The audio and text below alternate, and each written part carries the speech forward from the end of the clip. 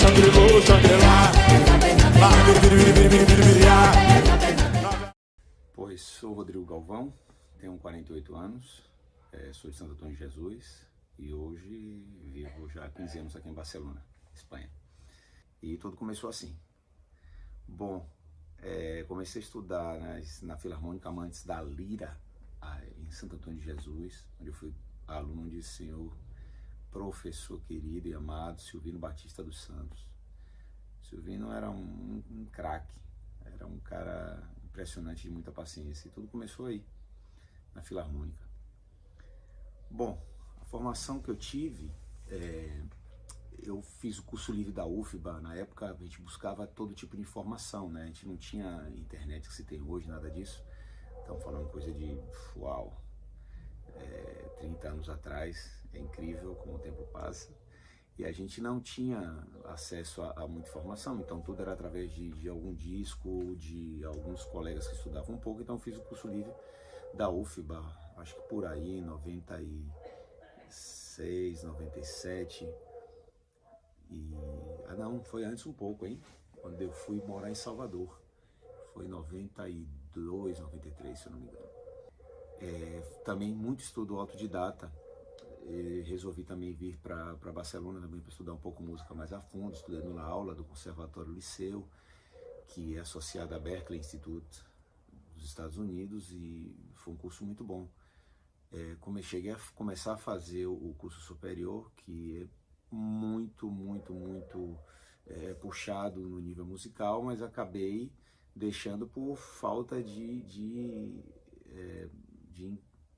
conectar o que uma pessoa busca do que os professores queriam oferecer. Então eu acabei optando por não seguir. Coisas tipo, não, essa buqueira você não pode usar, você tem que usar tal. Eu falei, não, que eu acho que não é por aí. Acho que quem está começando a dar os primeiros passos, mas eu já era o que se chama burro velho, né? Eu comecei a tocar profissionalmente com os 16 anos, em Salvador, né? Quando eu morava em Santo Antônio de Jesus, tocava um pouquinho com alguns amigos, algumas pessoas, com o Gustavo, nosso Gustavo, e fazia algumas coisas muito pequenas, mas tudo começou assim. Os primeiros passos de nível mais profissional foi com a banda Tiete Vips, cara. Nossa, isso tem muitos anos. Isso foi aí em 90, 91, que meu irmão Ricardo, que foi o cara responsável assim por me impulsionar dentro da música e no nível profissional.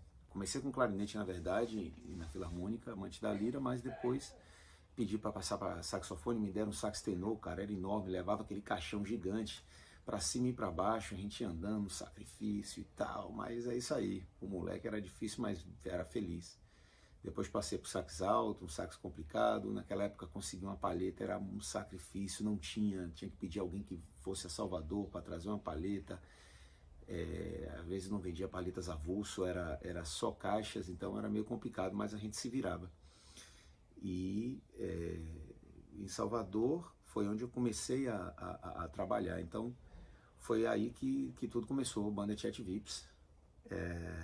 Bom, no mercado da Axé Music eu quase que praticamente comecei com ele, né, tocando profissionalmente. Eu fazia as gigs que a gente chama, né, com outros grupos menores, fazendo barzinho. Na época, a fase dos barzinhos, assim, sempre tinha algum músico tocando, fazendo voz e violão, tocando algum instrumento de percussão, tocando algum instrumento de sopro. Isso abriu bastante, deu muito espaço para que os músicos pudessem aparecer, né? E isso foi motivando, uns cachês pequenininhos, mas a gente ia... E o que me motivou realmente foi querer tocar, a música chamava, e a necessidade também, né? Vindo do interior, começando na capital, a gente precisava ganhar alguma coisa, era difícil. Então, às vezes eu ia pro Pelourinho andando, ver algum show, alguma coisa, voltava andando. Naquela época ainda se conseguia fazer isso, morava na Graça.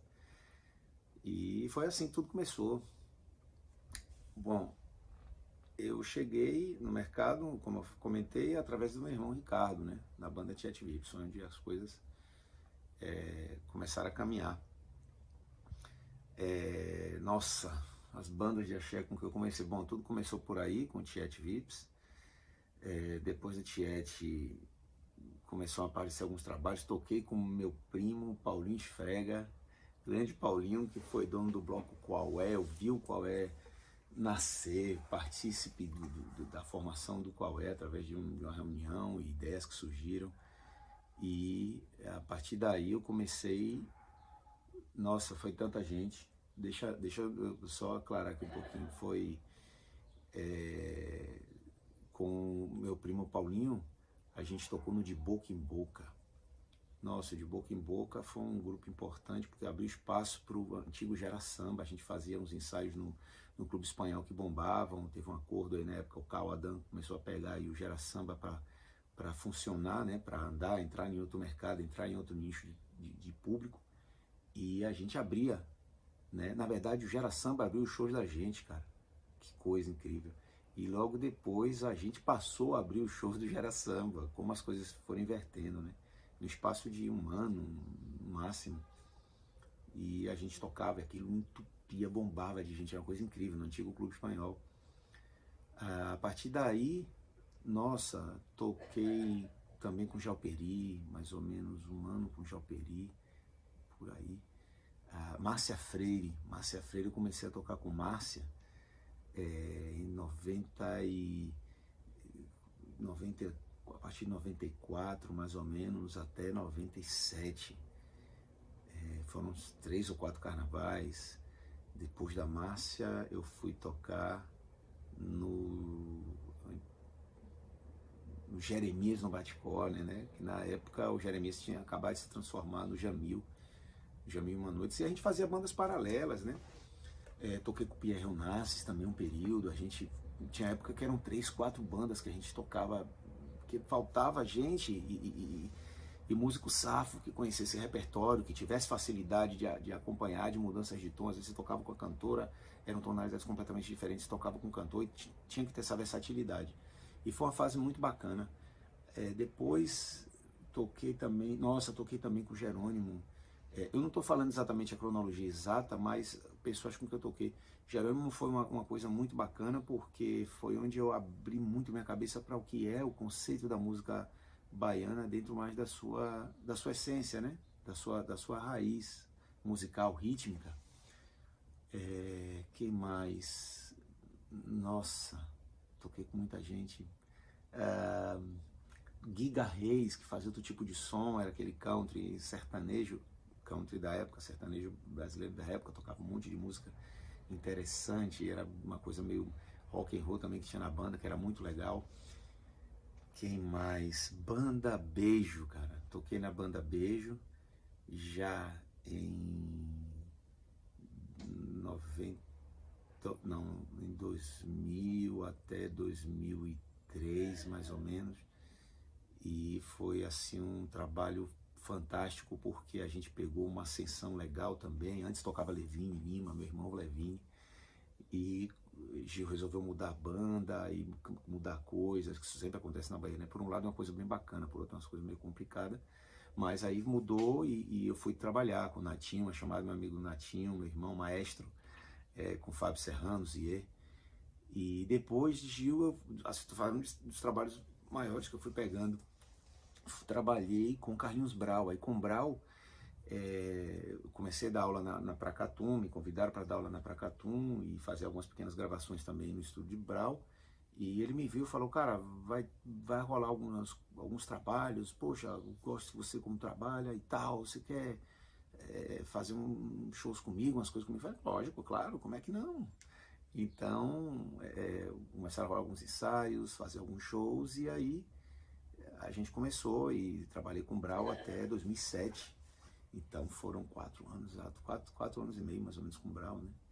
E foi fantástico, foi uma experiência incrível, foi uma das maiores turnês que um artista brasileiro, um artista baiano fez fora, e aí abriu minha cabeça para muita coisa. A gente rodou o mundo, foi uma coisa incrível, as turnês de 2005, né?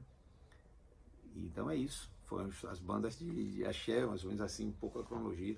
Valtinho Queiroz, nossa, toquei com o Valtinho, e bom, muitas coisas, muita gente bacana a gente trabalhou. Em todas essas bandas tocava como saxofonista, flautista também, comecei a tocar flauta, cantava, que também canto, fazia back vocal, fazia coro, que era muito importante dentro do axé, bandas de pagode. Nossa, os 10 Compromissados, cara, que foi bacana também, do meu irmão Paulinho. Os 10 Compromissados, na época que eu tocava com o Brau, quando estava em Salvador, a gente tocava. Alexandre Peixe também, toquei com o Alexandre Peixe. André Leles, eu lembrando o povo, André Leles também. Toda essa galera fazia alguns shows, eu tocava um período. Sempre estava rolando, né? A gente estava sempre conectado com essa galera. Interesses sobre o curso superior de música que eu falei era total, porque era abrir a cabeça, né? Quando eu vim para cá, eu já tinha essa ideia aqui em Barcelona, já tinha essa ideia de expandir, ter uma cultura musical mais aberta dentro da música moderna, do jazz e valorizando também as coisas do passado.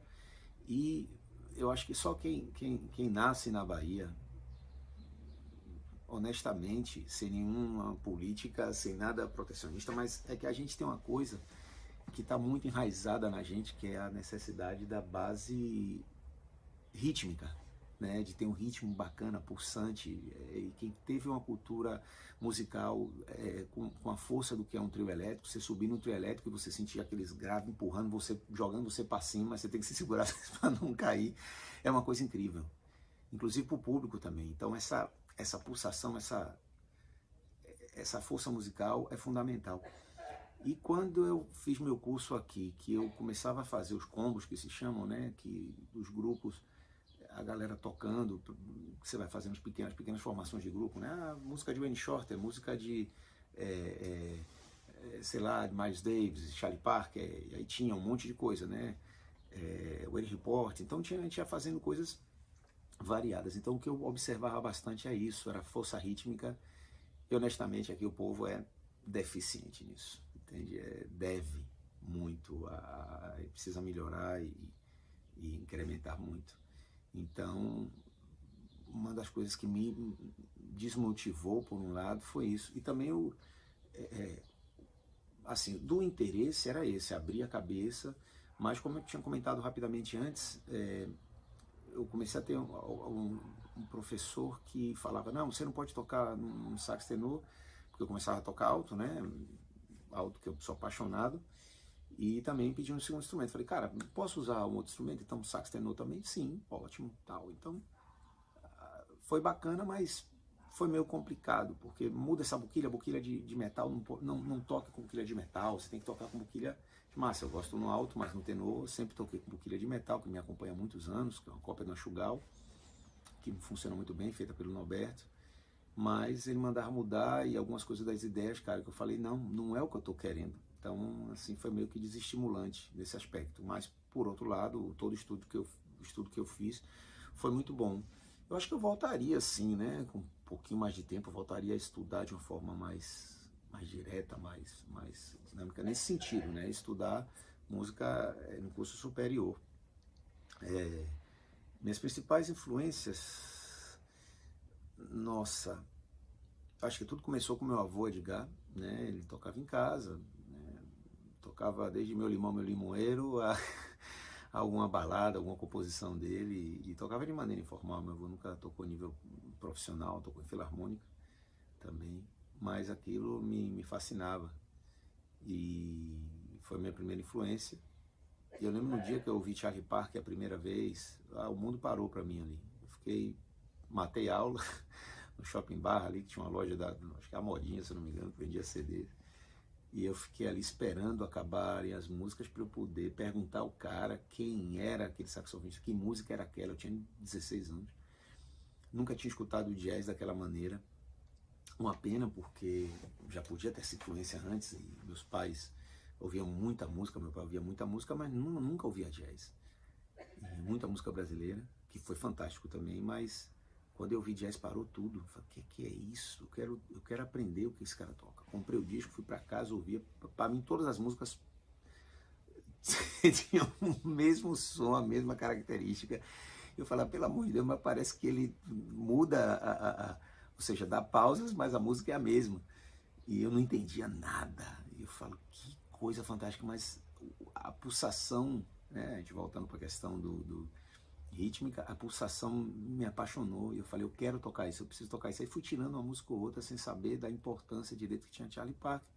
pesquisando, fui descobrindo, falei, nossa, esse é o cara. E aí fui buscando discos antigos e comecei assim. Então Parker foi uma grande influência. Miles Davis foi uma influência enorme também. Acho que como para muita gente, né?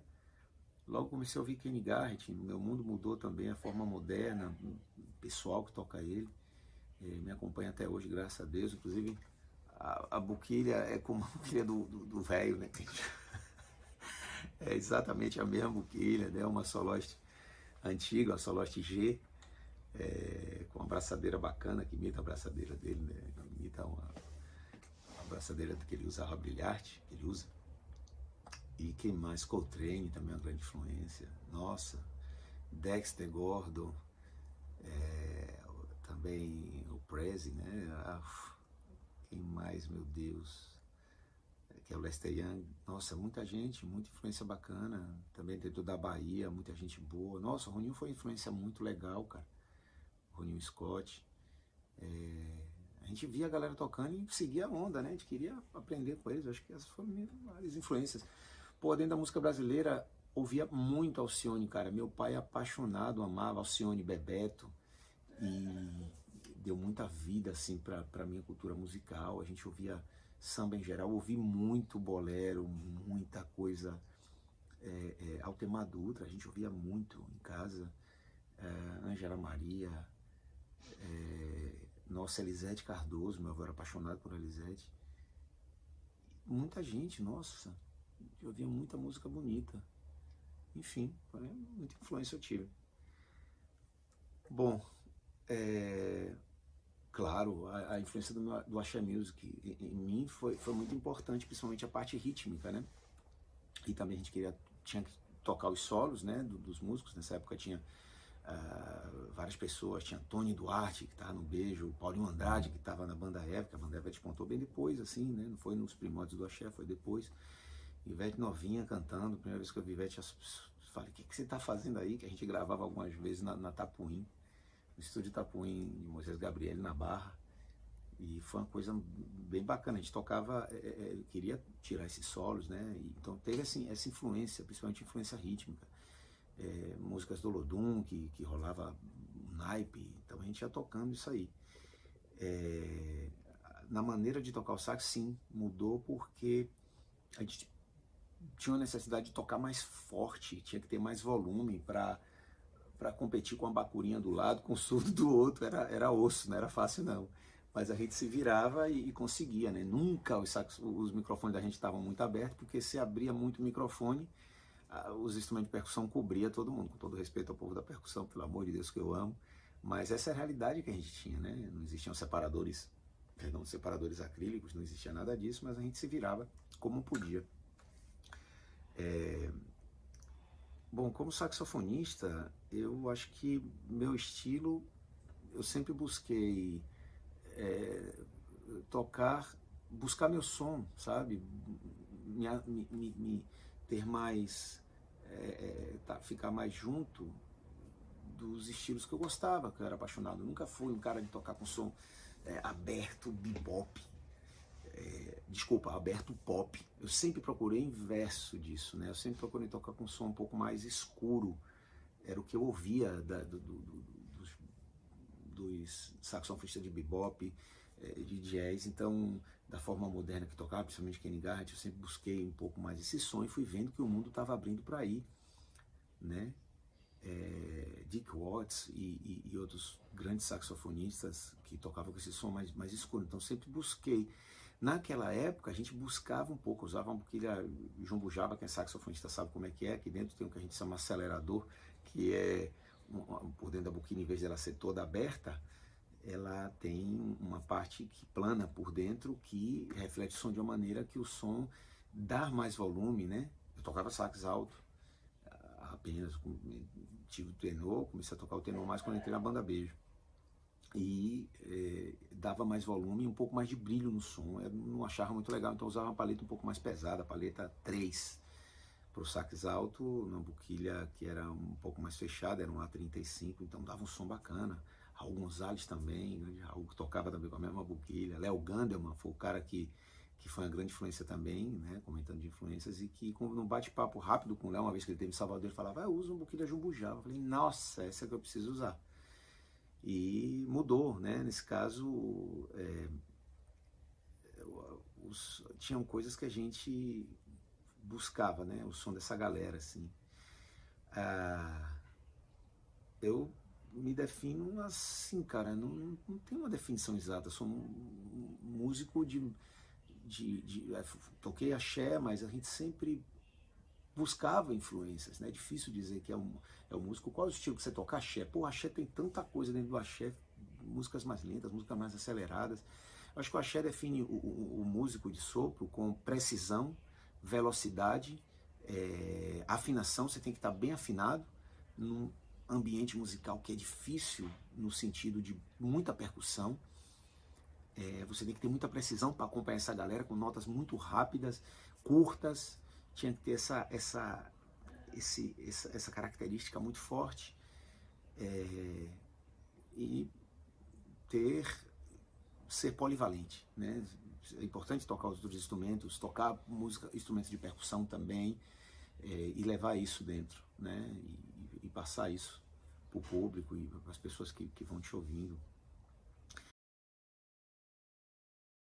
Eu sou de uma época que a grande parte das gravações, uma parte dela não se fazia em Salvador. O povo preferia ir para São Paulo, preferia ir para o Rio para gravar em grandes estúdios, e muitas vezes não se podia pagar para toda a banda ir. Então aproveitavam os músicos que estavam, que eram grandíssimos músicos, que tocavam as coisas muito bem. Então a gente muitas vezes fazia pré-produção e se gravava os discos lá.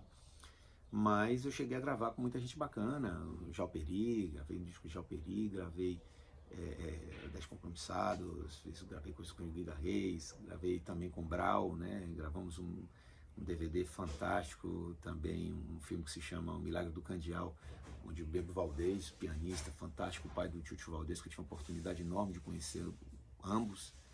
E o Bemba era um amor, porque nessa época eu já falava um pouco de espanhol, ele me chamava espanholito, espanholito. E eu já começava a conversar com ele e tinha essa conexão, e a gente gravava, e foi uma coisa fantástica, porque com o Brau, nossa, a gente fez muita coisa bacana. A gente tinha alguns arranjos que a gente fazia com antecedência, né? Escrevia, mas uma grande parte a gente era tudo memorizado. Essa é a grande versatilidade do músico de axé. Quem foi e é músico de axé sabe que é um divisor de águas, né? A gente tem que ter uma memória musical forte, tem que ter uma lembrança, principalmente tonalidades para qual cantor, os arranjos. Cada banda tocava com um arranjo diferente, meu Deus, às vezes a cabeça dava nó com tanto arranjo diferente e não podia vacilar, não podia errar, né? Então falava, como é música e tal. A gente tinha que estar em cima ali, estudava as músicas, os arranjos, e a parte, né, a gente estudava as outras coisas que a gente gostava, para ter essas influências de outras músicas dentro do axé. Mas, na verdade, a gente estudava muito, cara. A gente ralava, não tinha essa coisa não. Pra banda de axé estar bem ali, tocando bem, você tinha que ser bom músico. Tem que ser bom músico, né, para qualquer estilo. Mas nesse aspecto a gente precisava estar afiado, né? Então muita coisa a gente gravava com antecedência, ou via com antecedência, e muitas vezes era no estúdio mesmo, na hora de ir no estúdio. Para compor meus solos, eu me baseava nisso sempre, como eu não tinha uma grande formação musical ainda, eu me baseava sempre no centro tonal, né? No que a percussão fazia, de que maneira a música movia pelo estilo, se era músicas mais lentas, mais tranquilas, o samba reggae, que a gente tocava coisas mais melodiosas e tal, ou se eram músicas mais rápidas, mais para frente, para ajudar a empurrar. Acho que isso é influência normal para tudo, mas eu pensava muito na percussão, muitíssimo na percussão, além de, claro, não sair de dentro da construção harmônica, buscava melodias, sempre fui de buscar melodias mais suaves, mais, digamos, acolhedoras. Como seria isso? Sei lá, tinha um cara que tinha uma influência bacana, me dava uma influência bacana, que era Paulinho Andrade. Paulinho Andrade usava o sax soprano, começou a usar o sax soprano no axé, né? E aquilo deu uma mudada. Falei, caramba, que legal, pai, que esse cara faz, velho, as coisas melódicas no samba reggae. Então, acho que o axé começou a mudar a cara também, assim, né? E tinham coisas rápidas, potentes, estava Letieres, né? Nosso saudoso Letieres, que não quero nem falar, que tem hora que trava, enfim, mas Letieres também gravava coisas com Jamil, né? Porque tocava, na época era Jeremias no Bate-Corne, depois o Bragadá um pouco antes, e a gente escutava aquilo, a maneira que os metais iam falar com nossa, então tinha muita composição assim, mas meus solos eu baseava mais ou menos assim, né?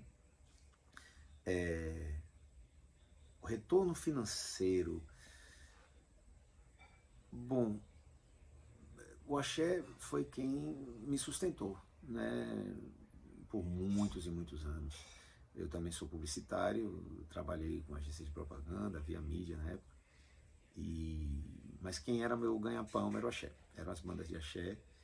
E o retorno financeiro, cara, a gente sempre quer um pouquinho mais, né? Porque poderia ser um pouco mais condizente com o que se ganhava, né, os artistas, mas não vamos entrar nessa questão.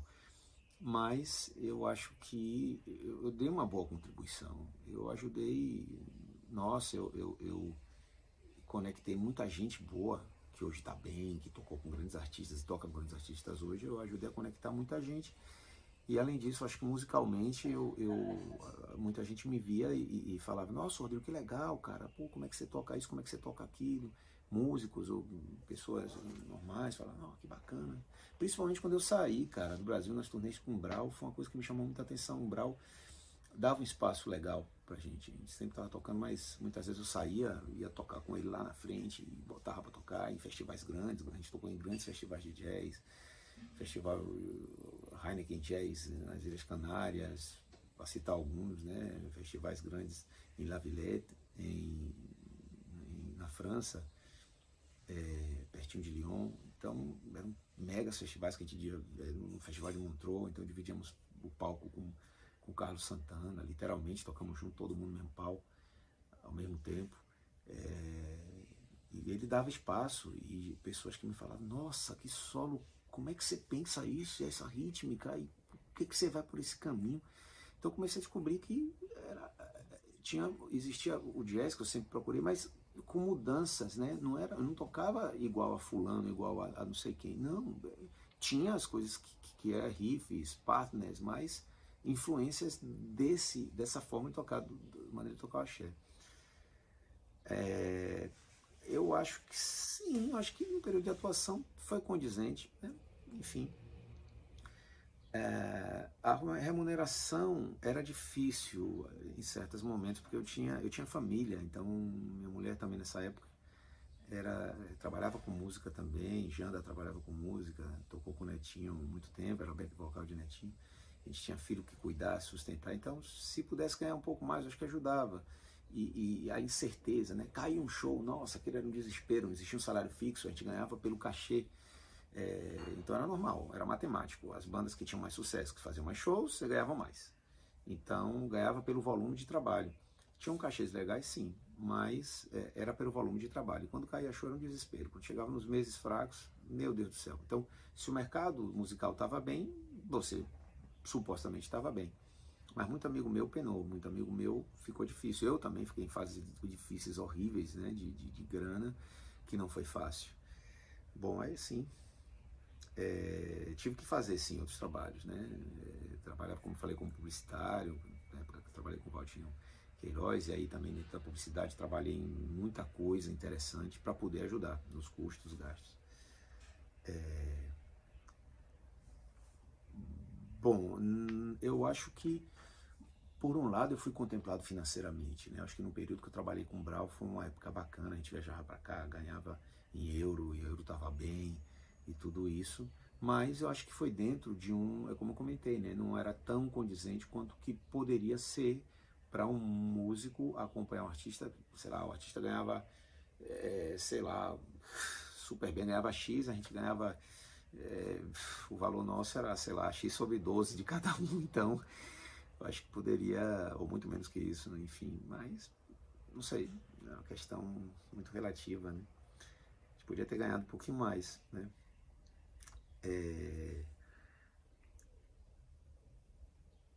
Bom, a maturidade que eu tenho hoje, eu não sei, eu nunca me dediquei 100% ao saxofone. Isso é interessante, eu sempre procurei fazer outras coisas por mim mesmo, pela minha natureza. Eu sempre fui uma pessoa inquieta e sempre busquei fazer outras coisas. Mas acho que com a maturidade hoje, eu me dedicaria, não sei se 100%, mas uns 80% eu me dedicaria. Porque eu amo. As pessoas que me conhecem sabem que eu sou também o que se chama luthier, né, de instrumento de sopro em geral. E vindo aqui para a Europa, eu tive a oportunidade de ter muita coisa legal, assim, de trabalhar com outros instrumentos, de estudar um pouco mais, também autodidata nisso. E eu me dedicaria mais. Eu hoje em dia trabalho não como músico profissional, né? Continuo tocando pouco, fazendo os gigzinhos pequenos, mas eu me formei aqui como sommelier, também pela necessidade que a música aqui, peguei uma fase difícil quando eu vim para cá em 2007, já estou 15 anos aqui, e eu tive que me dedicar dentro da parte, né, de restaurantes. E aí comecei trabalhando como garçom mesmo, levando bandeja. Logo depois comecei a trabalhar como responsável do setor, né, responsável dos camareiros, depois passei a ser gerente. E aí falei, não, peraí, deixa eu estudar direito isso, porque está interessante. Aí fiz um curso de sommelier muito bom e comecei a trabalhar em restaurantes muito bons. Eu saí do meu curso, eu fui trabalhar para um super restaurante Estrela Michelin. Quem conhece aí o ramo sabe como é que funciona. E foi um super restaurante, me deu um salto muito grande, super vinhos do mundo todo. Então me apaixonei, falei, nossa, cara, é isso aí. E hoje em dia trabalho como diretor de um restaurante muito bacana aqui em Barcelona, onde também trabalho como sommelier, indico vários vinhos para o povo. E sou feliz com isso, sim. Né? A música passou a ser, hoje em dia, um hobby, uma paixão, e a gente continua, né? A gente não deixa os filhos, fica com os filhos na mão, não tem jeito. É isso. Bom, feliz pelo convite de meu amigo Frank. E tamo junto. Espero que tenha contribuído e que seja tudo bem. Prazer estar com você, irmão.